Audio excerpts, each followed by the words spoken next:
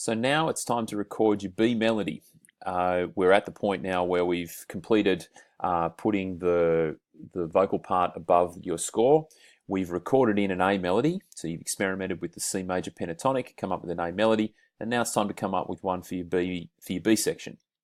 We're still going to use the C major pentatonic, and we're still going to be looking at the key elements before of putting a phrase together, which are looking for a first line of melody, then repeating it as a second statement, and then trying to come up with a third statement that wraps it all together. We need some repetition, we need some variation, and we're going to try and look for contrast, which is key, of course. So the difference between high pitches and low pitches, short note values and long note values, and potentially the differences in phrase lengths as well.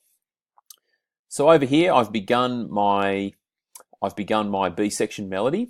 My B section melody is here in blue. This is my first idea. I haven't put the rest of the ideas in yet because we're going to show you how to do that.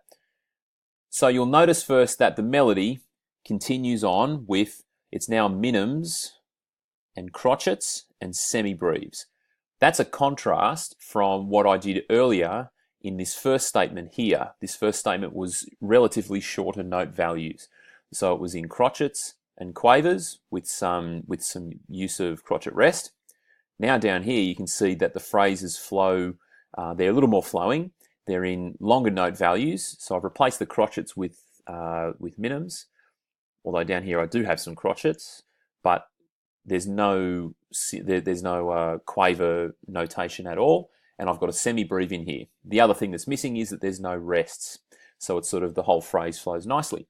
It's a 4-bar phrase as well, whereas before up here this was a 2-bar phrase, hence where all the slurs are, marking music that is between, say, this bar here and this bar here. That's 2 bars long. So the contrast is in the rhythm. The contrast is also provided in the pitch. You'll notice that this up here, this melody is from C above middle C all the way up to a high A. Down here, the melody starts to go from the E that's just above middle C and can go all the way down to middle C. So that's the pitch is immediately lower. So they're the contrast. I've got contrast of pitch and a contrast of rhythm. So I'm going to use this as my first statement, just here, these 2 bars here, and then I've got another second little phrase here. I'm going to concentrate on the front half of this phrase is what I'm going to use as my repetitive statement. So I'm going to select all of that. I'm just using the shift key at the moment and then the right arrow. I'm going to copy that and I'm going to put it down here. This is my repetition. Gives me that little bit of repetition down here and a bit of familiarity from the front part of my chorus phrase. So there it goes over to here. Now I might use the rhythmic idea of this part of the phrase. So I'm going to take that and I'm going to copy it. I'm going to take it over and put it over here in this second last bar of my B section, and I'll paste it using Command V. Now, to create a little bit of variety, instead of going down to a C, then E, and then up to G, I might think I'll start on that note there, and then what I want to do is I think, well, it'd be nice to finish on a C at the end of the chorus. We said earlier in the information we did on the primary triads that when we use the primary triads, the tonic chord, it gives us this feeling of rest or finality or the fact that we're at home. The root note of that chord is C. So if we reference C in the key of C, it's like a full stop on a sentence.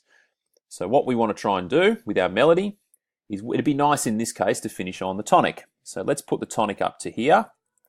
So now I'm going to try and readjust this little part of the phrase to make sure that it's not the same as that I can get a little bit of melodic variety. So I'm going to keep the rhythm the same. So the rhythm is a unifying statement, or unity means the same. And I'm going to contrast it with a different pitch direction, which gives me some contrast or variety or difference. So I've got E. I might use that. I can't use F because F's not a note in the C major pentatonic, so G is the next note. I might go to A, and I'll put that on G. So now if I go from here, this is what my melody would sound like. I've got to find the transport window because I closed it earlier to give us a better look. There's transport. I'm going to just move the playhead, this little green marker, that's the playhead. You can move that by shifting this little key along or sliding this little slider along here. I'll leave it there and I'll start it from there and see what it sounds like.